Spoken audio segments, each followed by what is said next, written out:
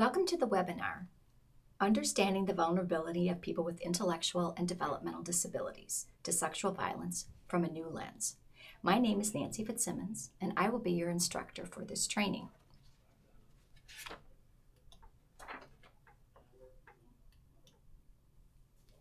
There are three objectives for the webinar. First, understand ableism increases risk for sexual violence. Second, understand why people with an intellectual and developmental disability are more vulnerable to sexual violence.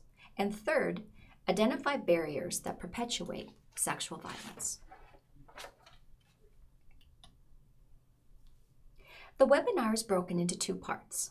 Part 1 focuses on understanding the problem of sexual violence perpetrated against people with intellectual and developmental disabilities from a people with a disability problem rooted in ableism. Part 2 focuses on changing how we think about disability and changing how we think about vulnerability to sexual violence. The social model of disability and the ecological model of vulnerability will be explained. Barriers to safety will be discussed throughout the webinar.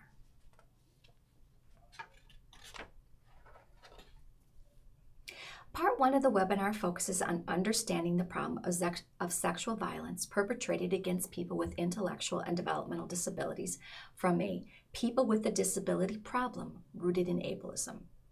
As we go through the information, it will become clearer what an individual or people with a disability problem means and how this perspective increases vulnerability. You may be familiar with the term vulnerable adult, but we are talking about something different today. The state of Minnesota labels some people with disabilities as vulnerable to describe the services and extra protection they get. We are talking about vulnerability in a new way today. First, let's think about the size of the problem.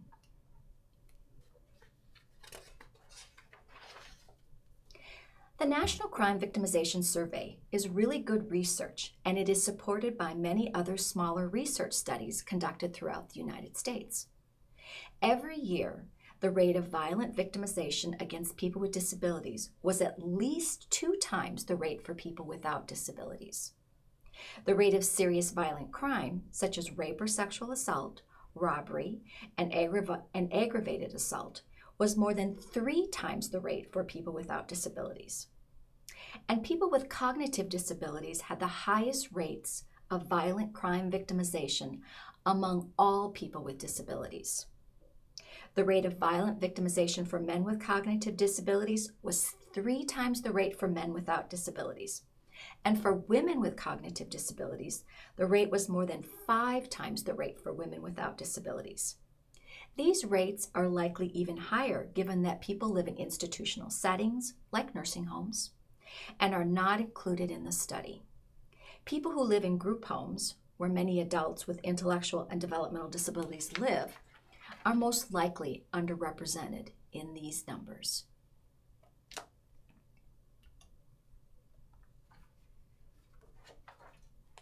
In order to understand vulnerability to being a victim, survivor of sexual violence, it is important to know the ways that people with disabilities have been viewed in the past and still to this day that perpetuate negative beliefs and create barriers. The 3 ways of thinking about disability all focus on the individual or person in a negative way. In the gold box is an explanation of the moral model way of thinking. In this way of thinking, disability is the same thing as sin or evil. People with disabilities are suffering or being punished for someone's bad behavior, either their own or a family member's bad behavior. This is the earliest known way in which people with disabilities are viewed in society. The orange box in the middle is the triumphant or resilience explanation that views having a disability as a personal tragedy that people must try hard to overcome. People without disabilities may be in awe or impressed by the achievements of a person with a disability, but they still view disability in a very negative way. The last way of thinking in the blue box, the medical model, is the most widespread way of thinking about disability today. People are seen as sick, damaged, or broken, Disability is a problem that must be fixed. Professionals know best. Most of our policies and services, past and present, for people with intellectual and developmental disabilities come from this medical model way of thinking.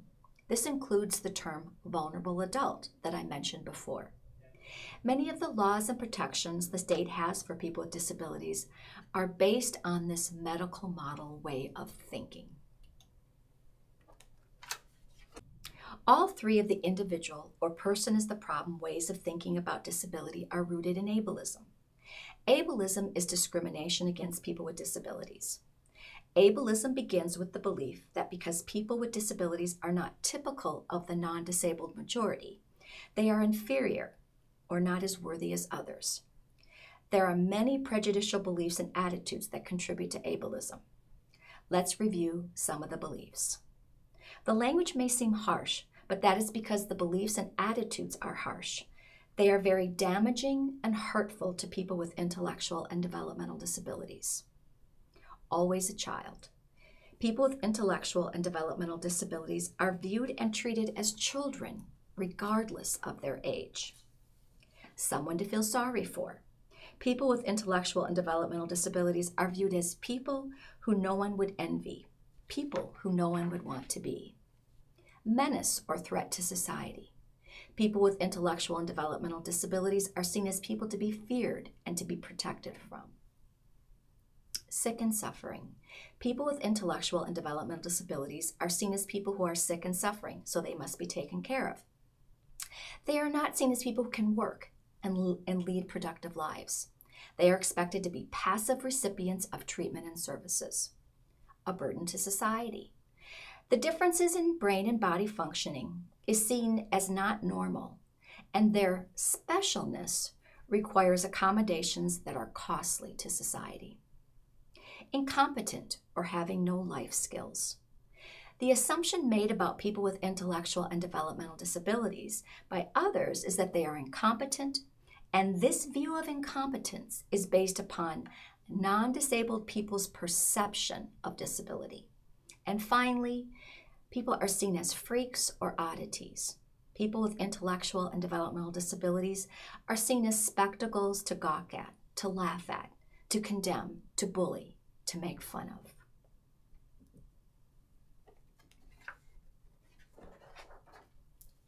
Ableism isn't just about beliefs or attitudes. Rather, it is the beliefs and attitudes that result in discrimination, segregation, social isolation, and unfair social and economic policies. That means that people with disabilities are not treated equal to people without disabilities. This limits opportunities to be fully part of our society. From a traditional or the individual is the problem way of thinking, people with disabilities are the problem. People with intellectual and developmental disabilities are expected to be passive recipients of services aimed at curing or at least managing the impairment. Services are best provided by many different professionals, often in separate, special settings. The individual is the problem way of thinking has led to people with intellectual and developmental disabilities being presumed to be vulnerable because of individual impairment or differences in how their brain or body works. Individual impairment is also called personal attributes or personal characteristics.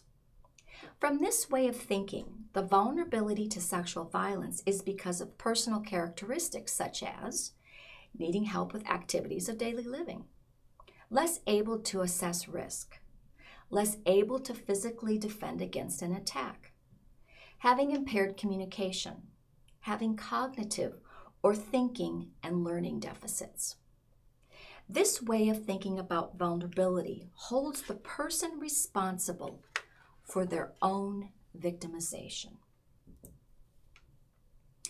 On the left-hand side of the slide are 4 more personal characteristics or attributes that are believed to make people with intellectual and developmental disabilities vulnerable to sexual violence. The problem with this way of thinking about vulnerability is that it ignores that most of the personal characteristics are not fixed characteristics of the person. They are not born with these characteristics, but rather learn them. Most of the characteristics that are believed to make people with intellectual and developmental disabilities more vulnerable are a direct result of opportunities and experiences, or the lack of knowledge, opportunities, and experiences under the power and control of other people, such as parents and other family members, teachers, therapists, case managers, and others. Let's examine each of the 4 personal characteristics believed to make people more vulnerable. Learned helplessness. People with intellectual and developmental disabilities are not born helpless. Rather, people learn to be helpless as a direct result of how they are treated by others. Learned compliance. People with intellectual and developmental disabilities are not born agreeing with people or following directions that anyone gives. Rather, people learn to be compliant because they are trained to be compliant, expected to be compliant, and are often punished for not doing what they are told. Desire to please others.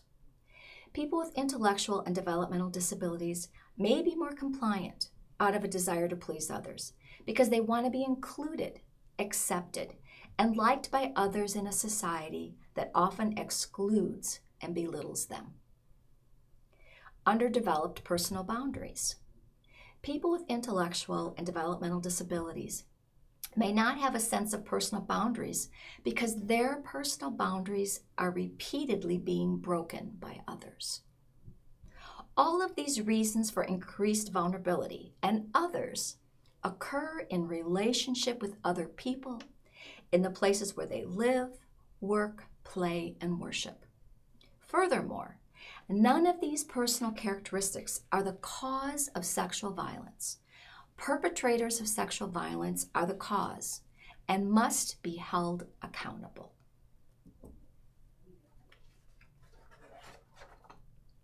So far, we have begun to rethink the problem by recognizing that the people in relationship with people with intellectual and developmental disabilities are directly involved and responsible for much of the increased vulnerability. In this last part of the training, we will continue our journey of rethinking disability to a social model way of thinking and rethinking vulnerability to sexual violence using the ecological model, sometimes called the socio-ecological model. The ecological model is a way of looking at the causes of a problem from different parts of the world we live in, including our own personalities, the people we know, the places where we live, and the society around us. The social model of disability is called the liberation model or the civil rights model of disability. The social model of disability way of thinking about disability grew out of the disability rights movement of advocates and allies fighting for their rights.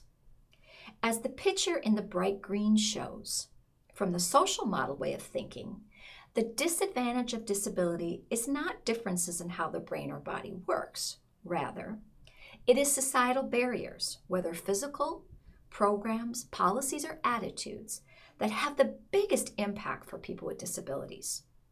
From the social model perspective, people with disabilities are empowered advocates and activists working with allies together, working for equality. Allies share power with, not power over, people with disabilities. This is the ecological model of risk to sexual violence. The model shows the many forces impacting our lives. The individual, consisting of personal characteristic or attributes and knowledge and skills, in relationship with people within their immediate home, within the larger environment where people live, learn, work, play, and worship, and within the larger society made up of the culture, norms, laws, and the media. The next four slides will explain each part of the model.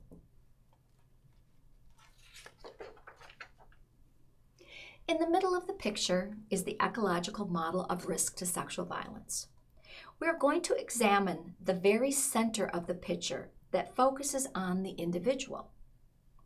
The vulnerability associated with the individual are personal attributes or characteristics combined with knowledge, skills, opportunities, and experiences. We know that most characteristics that are believed to make people with intellectual and developmental disabilities more vulnerable are a direct result of the lack of knowledge, skills, opportunities, and experiences under the power and control of other people.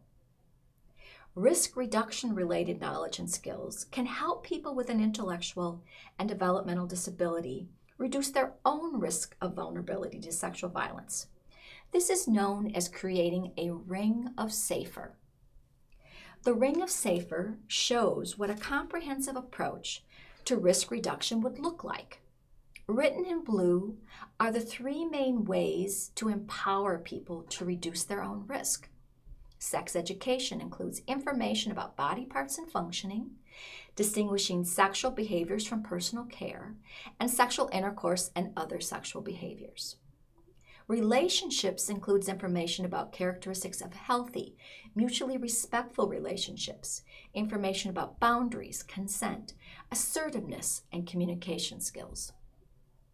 Personal safety includes information and skills in self-defense, recognizing unsafe feelings, being aware of unsafe situations, and handling unwanted attention or sexual advances. In the next two slides, we will examine two specific skills that are part of the Ring of Safer. The first example from the Ring of Safer is the power of knowing words. The importance of knowing words should not be underestimated, including the names for genitalia and other body parts. A young woman attempted to report sexual assault by saying she had a stomach ache. She had no language for her genitalia, and the body part closest to her genitals that she could name was her stomach. She attempted to tell for a year that she had been hurt. On her first introduction to the word vagina, she was able to clarify what she had meant and clearly report what had happened to her. This young woman knew what happened to her wasn't right. She tried to report the sexual assault. While there are likely many other red flags that went unnoticed by the people around her, had she been given the power of knowing the words for her genitalia and the perpetrator's genitalia, she would not have had to suffer in silence for an entire year. The perpetrator could have been held accountable. The second example from the Ring of Safer is the right and ability to non-comply, or the right to say no. The right and ability to non-comply, also known as the right to refuse, is about giving people choices, teaching assertiveness skills, and most importantly, honoring the choices and preferences of people in all of the everyday decisions and activities of life. Saying no conveys to the perpetrator that the person knows the rules. A person who understands the rules can report when the rules have been broken. This is a person less likely to be trifled with. We should not expect people with intellectual and developmental disabilities to know they have the right to say no when their no is routinely ignored by others. People with intellectual and developmental disabilities need knowledge and skills and real-life opportunities to learn and practice throughout their lifetime. Tragically, too many people with intellectual and developmental disabilities are denied. They're denied this comprehensive array of vital risk reduction knowledge and skills, if given any knowledge and skills at all.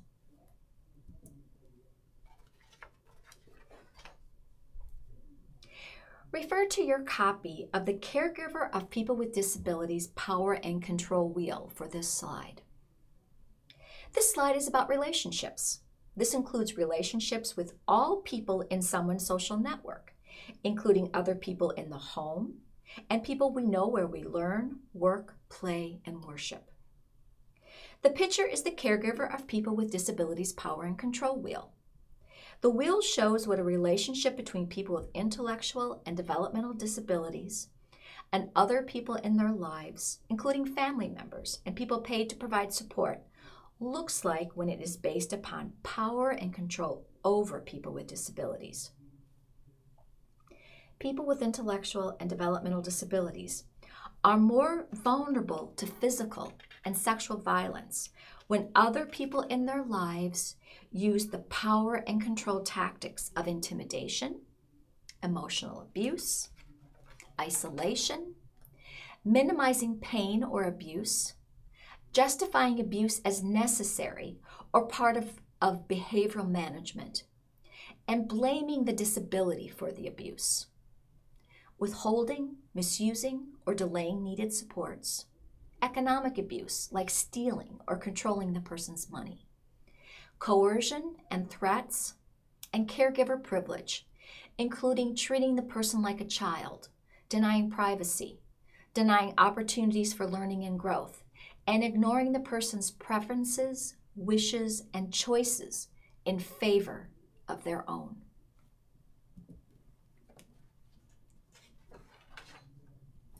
Refer to your copy of the Caregiver of People with Disabilities Equality Wheel. This is a picture of the equality wheel. Vulnerability to sexual violence is reduced when the other people in the lives of people with intellectual and developmental disabilities value, uphold, and regularly practice the qualities of equality and respect. This includes fairness, non-threatening behavior, dignity and respect, involvement in decision-making and other activities, honesty and accountability, responsible provision of services, economic equality, and choice and partnership.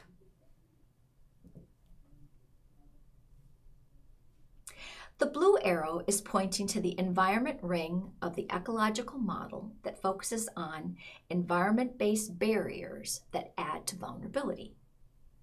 Environment-based barriers means the places where people learn, work, play, and worship. The people in these places influence and are influenced by the policies, practices, and attitudes that exist within each environment. The qualities and characteristics of places that contribute to increased vulnerability include places where people are segregated or separated from mainstream helping environments, where disempowering practices can flourish, and where discovery is less likely to occur. Places that emphasize power and control over, teach and reinforce compliance, and group together people with high support needs. Places that justify controlling, dehumanizing, and abusive practices by calling the practices treatment or behavioral intervention. Places that have a closed culture where few outsiders come inside and engage in a prolonged or meaningful way with people with intellectual and developmental disabilities. This includes the places where people live.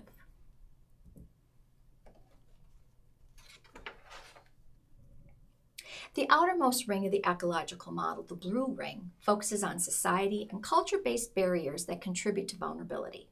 The qualities and characteristics of society and culture-based vulnerability include sexual violence and other victimization perpetrated against people with intellectual and developmental disabilities, generally classified as crimes, are viewed as abuses better responded to by licensing and/or other protection systems, if at all, when the crimes are perpetrated against people with intellectual and developmental disabilities. Lack of funding and enforcement of federal and state civil rights laws, including the Americans with Disabilities Act.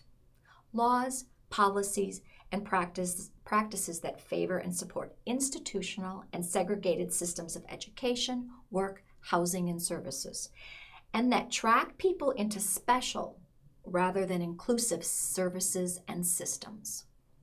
Laws, policies, and practices that disempower people with disabilities, such as restrictive guardianship practices.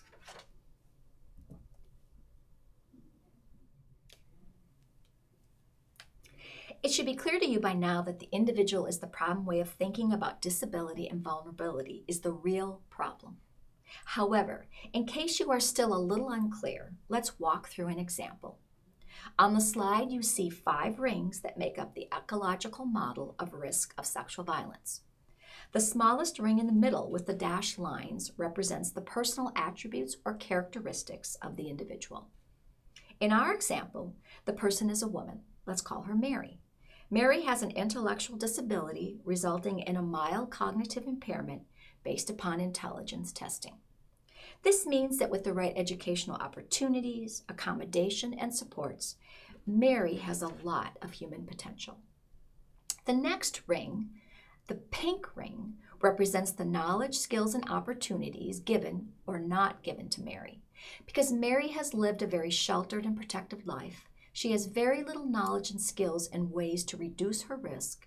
She has learned helplessness and lacks confidence in herself. The orange ring is the relationship ring. Any person in Mary's life is a potential perpetrator of sexual violence. People who are in a position of authority can pose more of a risk if they choose to use their authority to gain power and control. In Mary's situation, her work supervisor at her vocational program is using his position to isolate Mary away from anyone else and to pressure her into having sex. He is using threats of never letting her get a job in the community to keep her quiet. Mary doesn't know what to do, and because she is afraid she might get into trouble, she doesn't know who it is safe to talk to. The green ring focuses on the environment. We know that increased risk is associated with isolation, having multiple and ever-changing caregivers, and grouping people with more high support needs. Mary did not have sex education in school or by her parents. Her vocational program did not give information about sexual harassment, bullying, or other workplace violence. Mary doesn't know about her rights. She also doesn't know where to report or where she can go for help. The blue ring is the society and culture-based vulnerability. Vulnerability is increased in societies that presume people with intellectual and developmental disabilities are protected from victimization by vulnerable adult protection laws. Vulnerability is increased when there is a lack of will and resources to take a comprehensive, ecological model approach to sexual violence prevention. If Mary tells someone, or if someone else finds out about the sexual violence, Mary will not have control of what happens next. If Mary tells someone, she might not be believed. If Mary's work supervisor is someone who is well liked and respected, people may believe him over Mary. Mary's credibility and competency will likely be questioned by both adult protection services and law enforcement. They might think that she's lying. They might think that she doesn't know or remember what happened. Her believability or credibility will be questioned based upon her diagnosis or label of intellectual disability, and because she did not report right away. Even if she is viewed as credible, the perpetrator probably won't be held accountable because of many legal system-based biases and barriers. These are just some of the many relationship, environment, and society and culture-based barriers that Mary and other people with intellectual and developmental disabilities face every day.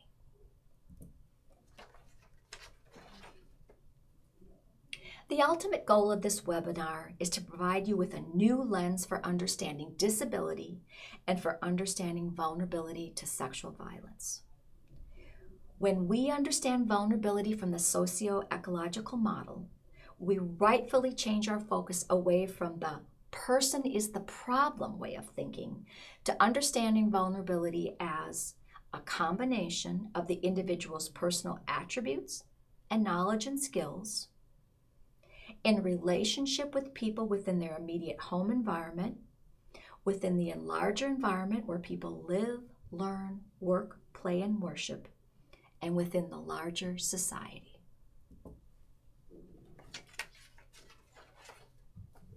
This slide shows the references used throughout today's presentation. You might want to access some of these resources to learn more. We would like to thank the Office of Violence Against Women for their support of this project through accessing safety in Hennepin County.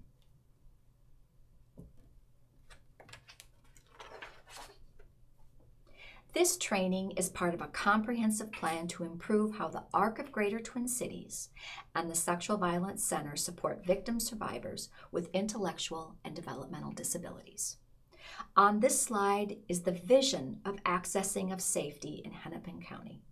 The collaboration of the agencies will improve how we support victim survivors with intellectual and developmental disabilities. We will work together to provide services that respect and empower victims. We will help victims get the skills and resources they need to heal. As staff and volunteers, your passion, commitment, and skills are critical to move this effort forward to provide the best possible services for people with intellectual and developmental disabilities who have been affected by sexual violence.